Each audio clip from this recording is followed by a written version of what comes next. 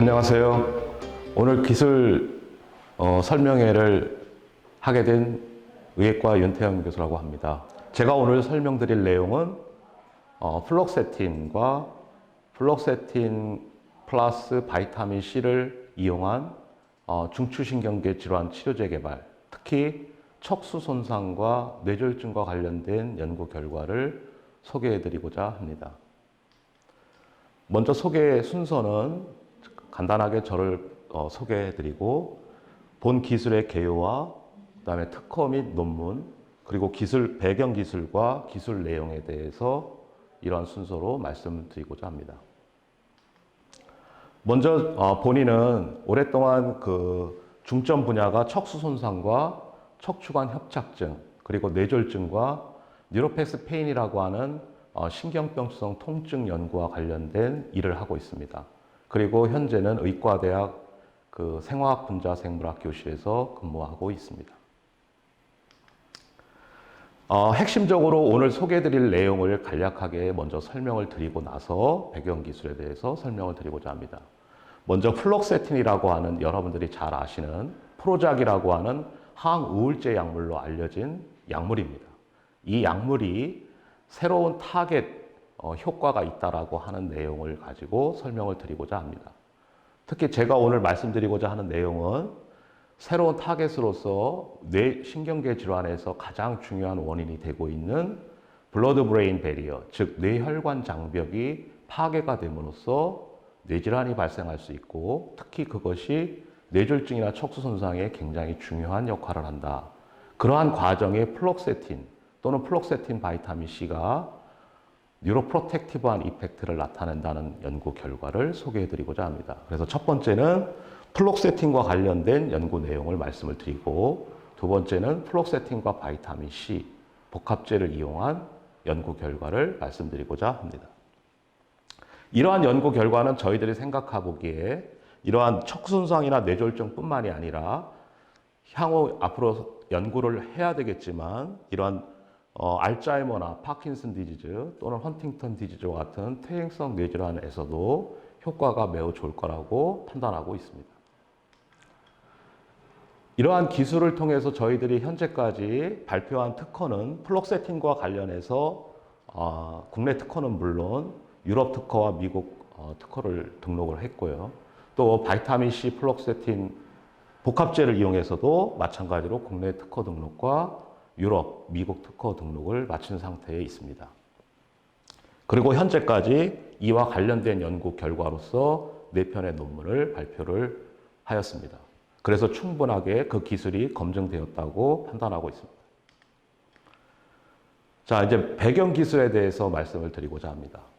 여러분들 다 아시다시피 우리가 여러 가지 신경계 질환이 있는데 여기 이스케미아라든가 또는 트라우마틱 브레인 인저리라든가 갑자기 사고에 의해서 나타날 수 있는 질병이 되겠고 또 스파이럴 코드 인저리도 마찬가지로 사고에 의해서 나타나는 질병입니다. 그리고 뉴로로지컬 디스오더라고 해서 우리가 퇴행성 뇌질환, 알츠하이머, 파킨슨, 헌팅턴 같은 이러한 퇴행성 뇌질환들이 있습니다. 제가 오늘 말씀드릴 내용은 그 중에서도 바이 액시던트, 즉 사고에 의해서 갑자기 일어날 수 있는 뇌졸중과 척수 손상과 관련해서 말씀드리고자 합니다. 뇌졸중이나 척수 손상에서 현재 임상에서 치료되고 있는 약물은 거의 없습니다. 즉 우리가 골든타임이라고 하는 시간 내에 환자가 뇌졸중이 걸렸을 때 병원으로 오게 되면 유일하게 치료받을 수 있는 약이 혈전용해제, TPA라고 하는 혈전용해제를 투여받는 것이고 척수 손상에서는 스테로이드 호르몬 중에 하나인 메칠 프레디솔론이라고 하는 약물이 현재 유일하게 FDA 승인을 받고 사용되고 있지만 그 효과가 굉장히 미비합니다. 또 사이드 이펙트가 굉장히 심하기 때문에 실제 임상에서는 많이 사용되고 있지 않는 현실입니다. 지금 슬라이드에서 보시는 것은 퇴행성 뇌질환 중에서도 가장 대표적인 파킨슨병이라든가 알츠하이머병을 가지고 있는 환자에게 현재 임상에서 처방되고 있는 약들을 보여주고 있는데 파킨슨 디지즈 같은 경우는 주로 L도파 또 알츠하이머 디지즈 같은 경우는 아세틸콜린 에스터레이즈 이니비터라고 하는 약물을 타겟으로 해서 개발이 된 약물들을 처방받고 있지만 이러한 약물들은 치료제가 아니라 증상을 딜레이 시켜주는 그러한 효과를 나타내는 약물입니다. 제가 오늘 소개시켜 드리려고 하는 뇌졸중이나 척수 손상 같은 경우에는 이러한 약물들이 거의 개발이 되어 있지 않은 상태고 그러한 환경에서 결국은 치료제가 빨리 개발이 돼야 되겠다. 그것이 가장 중요한 언맷 니드가 되겠습니다. 다음 슬라이드에서 보면 보통 우리가 뇌졸중이나 척수 손상을 타겟으로 해서 약물을 개발할 때 타겟을 우리가 크게 카테고리로 네 가지로 우리가 나눠볼 수 있는데 첫 번째가 글루타메이트 리셉터 안타고니스트를 개발한다거나 또는 아이언 채널 모듈레이터를 개발한다거나 그 다음에 엔타이 인플라머토리 에이전트 즉 항소염제를 개발한다거나 또는 다량으로 생성되는 라디칼을 제거할 수 있는 프리 라디칼 스캐빈저 이러한 카테고리로 약물을 많이 개발하고 있습니다. 그렇지만 이렇게 많은 회사에서 이런 약물들을 개발하고 있지만 현재까지 임상에서 성공해가지고 환자한테 적용되는 약물은 아직까지 전혀 없는 상태입니다. 자, 그러면 지금까지 왜 이런 많은 신경과학자들이 연구했음에도 불구하고 왜 치료제가 개발되지 않았을까를 가지고 저는 많이 고민을 했었고 혹시라도 그 타겟이 우리가 잘못 설정된 것이 아닌가라는 관점에서 새로운 타겟을 발견하고자 했습니다. 그래서 그 이유 중에 하나는 보통 많은 신경과학자들이 NMDA 리셉터 미디에이티드 엑사이토톡시티, 즉 글루타메이트 톡시티에 의한 셀데스와 또는 옥시디티브 스트레스에 의한 셀데스 또는 염증 반응에 의한 셀데스 이러한 곳에 많은 타겟을 두고 약물을 개발을 해가지고 임상 연구를 했지만 대부분 다 실패를 했습니다. 그래서 그 원인이 무엇일까를 생각해 보니까 바로 그 뒤에 오는 블러드 브레인 배리어 디스펑션이라고 하는 중요한 패서로지컬 현상이 있는데 이것을 막아야만 임상에서 좋은 효과를 나타낼 수 있는 치료제를 개발할 수 있지 않을까라는 관점에서 연구를 하기 시작했고 또한 뇌졸중과 마찬가지로 척수 손상도 사고에 의해서 갑자기 우리가 척추를 다치게 되면 우리가 블러드 브레인 배리어가 메카니컬 데미지에 의해서 깨지게 됩니다. 그렇게 되면 뇌졸중과 마찬가지로 인플라메이션도 일어나고 또 옥시디티브 스트레스도 일어나고 이러한 것이 일어나지만 그와 병행해서 블러드 브레인 배리어 디스럽션이 계속해서 일어나기 때문에 척수 손상에서도 마찬가지로 세라피틱 타겟을 블러드 브레인 배리어 디스럽션, 즉 뇌혈관 장벽이 파괴되는 것을 막는 것에 저희들은 포커스를 해서 연구를 하게 되었습니다. 특히 굉장히 중요한 논문인데 이것은 무엇이냐면 네이처 메디슨에 난 논문으로서 우리가 골든타임에 뇌졸중 환자가 병원에 왔을 때 막힌 혈관을 뚫기 위해서 혈전 용해제인 TPA를 처방을 받았을 때도 사이드 이펙트가 굉장히 심하게 나타난다는 결과입니다. 즉 TPA라는 혈전 용해제를 투여하게 되면 결국 혈관을 녹여버려서 해모리지가 일어나고 그 해모리지에 의해서 환자가 쇼크가 올 수 있는 그러한 연구 결과를 발표한 논문이 되겠습니다. 따라서 TPA라는 현재 임상에서 사용되고 있는 약을 쓰더라도 혈관이 건강한 상태로 계속 유지를 시켜야만 되는 이러한 딜레마가 있다는 것을 여러분들한테 말씀드리고자 합니다. 그래서 이제 저희가 개발한 치료 전략은 척수 손상이나 뇌졸중 모두 뇌혈관 장벽이라고 하는 또는 척수혈관 장벽이라고 하는 것이 파괴가 되기 때문에 여러 가지 그 다음에 일어나는 패서로지컬 프로세스가 일어나기 때문에 이걸 효과적으로 막아줄 수 있는 약을 개발하자 해서 저희들이 개발한 것이 바로 플록세틴입니다. 그래서 플록세틴을 가지고 척수 손상 모델과 뇌졸중 모델에서 저희들이 실험을 해보니까 뇌혈관 장벽이 파괴될 때 주로 파괴시키는 주범이 바로 메탈로 프로테이즈라고 하는 효소입니다.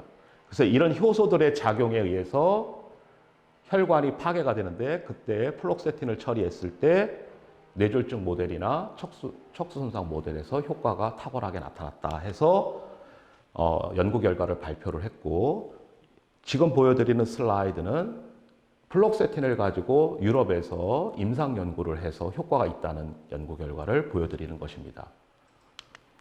그 다음에 저희들이 그래서 플록세틴을 가지고 척수손상 모델과 뇌졸중 모델에서 저런 논문과 특허를 발표를 하고 난 다음에 기업과 미팅을 한 후에 좀 더 특허를 권리를 확보를 하기 위해서 노력을 했는데, 이것은 이제 플록세틴을 가지고 연구한 결과를 보여드리는 그림입니다. 이건 왼쪽은 척수손상, 오른쪽은 뇌졸중과 관련해서 연구 결과인데, 핵심적인 내용은 메탈로프로티에이즈 액티비티를 감소를 시키고 결국은 블러드 브레인 배리어 디스럽션을 억제시켰다. 두 번째, 이스케미아에서도 마찬가지로 블러드 브레인 배리어 디스럽션을 억제시키고 특히 히포캠퍼스에 있는 신경세포의 세포 사멸을 6시간까지도 효과적으로 억제시켰다라는 연구 결과를 발표하게 됐습니다. 그런 다음에 이제 기업과 미팅을 하고 나니까 권리를 좀 더 확장시키기 위해서 플록세틴과 바이타민 C를 복합제를 이용해서 더 좋은 효과를 나타내는 복합제를 개발하자. 연구를 통해서 저희들이 그 다음 실험을 했는데, 앞에서는 우리가 플록세틴을 10mg을 사용했는데 여기에서는 플록세틴을 1mg, 그 다음에 바이타민 C는 100mg, 이 두 가지를 섞어서 치료를 했을 때 얼마나 시너직 이펙트가 있는지를 살펴보았더니 효과가 단독으로 처리했을 때는 효과가 없는 농도에서 같이 처리했을 때 굉장히 효과가 좋다라는 것을 확인을 척수손상과 뇌졸중 모델에서 같이 했습니다. 그래서 후속으로 다음에 가장 중요한 메탈로프로티에이즈 MMP9의 액티비티를 재보니까 단독으로 처리했을 때는 효과가 없었는데 비해서 복합제로 처리했을 때 효과가 나타난다라는 것을 확인함으로써 저희의 연구를 확인할 수 있었습니다. 특히 같이 이렇게 복합제를 처리했을 때 우리가 가장 중요한 확인할 현상 중에 하나가 신경세포가 얼마나 죽는 것을 막았느냐. 그래서 셀데스가 막아지는 효과를 확인하고, 또 이스케미아 모델에서도 저런 히포캠펄 뉴런의 셀데스가 효과적으로 막는다는 것도 같이 확인을 하였습니다. 그래서 이제 플록세틴과 바이타민 C 복합제에 대한 연구 결과도 발표를 하고, 그 다음에 이제 특허 작업도 완료를 한 상태가 되겠습니다. 그래서 저희가 갖고 있는 기술은 결국은 현재 임상에서 사용되고 있는 약물을 사용했다라는 것이고, 가장 유명한 항우울제 중에 하나인 프로작이라고 하는 플록세틴이 새로운 에피커시, 효능을 가지고 있는 적응증을 발견했다라는 것이고, 이것을 가지고 바로 임상 연구를 계획할 수 있는 단계까지 현재는 왔다고 생각을 하고 있습니다. 그래서 저희들은 특히 아직도 기술 개발을 진행 중인데, 특히 플록세틴이 어떻게 그러면 타겟이 되는 메탈로프로티에이즈의 액티비티를 조절할까, 그 조절하는 주범을 현재 저희들이 찾았고, 그 타겟 몰레큘에 대한 효과를 현재 검증하고 있습니다. 자, 저희 기술에 대한 질문에 대해서 답변을 드리는 시간을 갖도록 하겠습니다. 첫 번째 질문에 대해서 살펴보면, 제가 소개시켜드린 내용은 뇌졸중과 척수 손상에 대해서 효과가 있다고 말씀을 드린 것이고, 특히 다른 질병과 관련해서 알츠하이머나 다발성 경화증과 관련해서도 효과가 있을 거라고 저희는 생각하고 있습니다. 그 이유 중에 하나는 공통적으로 블러드 브레인 배리어 디스럽션이 일어나기 때문에 효과가 있을 거라고 생각을 하고, 향후 그러한 질병과 관련해서도 연구를 할 계획에 있습니다. 그렇지만 본 기술에서 설명드린 것은 척수 손상과 뇌졸중과 관련한 연구 결과를 말씀드린 것이라고 이야기하면 되겠습니다. 다음, 플록세틴이 SSRI 계열의 우울증 치료에서 많이 알려져 있는데, 다른 우울증 SSRI 계열의 약물들을 확인해 본 적이 있느냐, 이런 질문들을 하셨는데, 저희들이 여러 가지 문헌 서치와 일부 몇 가지는 해보았지만 다는 많이 해보지는 않았습니다.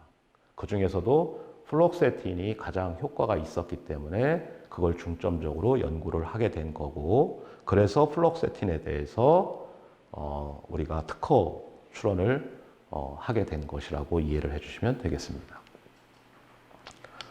세 번째 질문에 대한 답변을 드리는데, 세 번째 질문은 척수손상 동물 모델에서 효과가 있다고 했는데 이것이 과연 알츠하이머나 멀티플 스크le로시스와 같은 질병에 대해서도 효과가 있을까라는 질문에 대해서 답변을 드리면, 메커니즘, 패솔로지컬 프로세스가 진행되는 메커니즘은 각 퇴행성 질환이나 뇌졸중, 척수손상이 다 다를 수가 있지만 공통적으로 오늘 제가 얘기한 블러드 브레인 배리어 디스럽션이라고 하는 것이 공통적으로 특히 알츠하이머 디지나 파킨슨 디지즈 환자에서도 최근 들어서 이러한 현상들이 많이 보고가 되고 있기 때문에 저희가 오늘 소개시켜드리는 이러한 약물들이 이러한 퇴행성 뇌질환과 관련해서도 효과가 있을 것이다 라고 저희들은 확신을 하고 있고, 특히 이 중에서도 저희들은 알츠하이머 디지즈 모델을 가지고 현재 실험 계획을 하고 있습니다.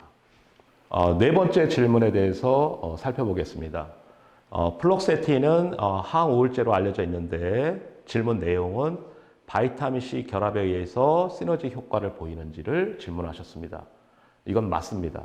저희가 바이타민C와 플록세틴이 각각 효과가 없는 농도의 약물을 같이 합했을 때, 즉 플록세틴 1mg과 바이타민C 100mg이라고 하는 효과가 없는 농도를 섞었을 때 시너지 이펙트가 나타난 결과를 가지고 시너지 이펙트가 있다. 그리고 그 결과를 가지고 저희들이 향후 연구를 한 것이기 때문에 시너지 효과를 말씀드리는 것이 맞습니다. 그 다음에 신경세포 보호작용이 있다고 말씀드렸는데, 그것은 직접적으로 신경세포 보호작용도 있을 수 있지만 저희들은 블러드 브레인 배리어 디스럽션이 파괴가 억제되면서 그 혈액에서 들어오는 면역세포들에 의한 염증 반응이라든가 여러 가지 옥시디티브 스트레스라든가 이런 것이 억제가 되니까 신경세포 사멸이 억제가 됐다라고 하는 그러한 방향으로 저희들은 해석하고 있고, 직접적인 효과, 즉 신경세포의 직접적인 효과를 나타낼 수 있다는 측면에서는 아직 저희들이 직접적으로 확인해 본 것은 없습니다. 척수손상 동물 모델에서 사용된 약물의 농도가 200mg/kg 복강주사라고 질문을 하셨는데, 저희가 척수손상 모델에서 사용된 약물의 농도는 20mg/kg 또는 10mg/kg고, 또 항우울제로 프로작 캡슐은 20mg을 오랄로 처방하는 것이 보통이다라고 말씀하셨는데 그건 맞습니다. 환자한테는 20mg 캡슐로 오랫동안 복용을 하게 되는데, 저희 같은 동물 모델에서는 일주일 동안 어큐트한 상태에서만 복용을 하고, 그것도 10mg/kg로 복용을 했기 때문에 전혀 사이드 이펙트가 없고 문제가 없기 때문에 얼마든지 치료제로 개발할 수 있다고 판단하고 있습니다. 감사합니다.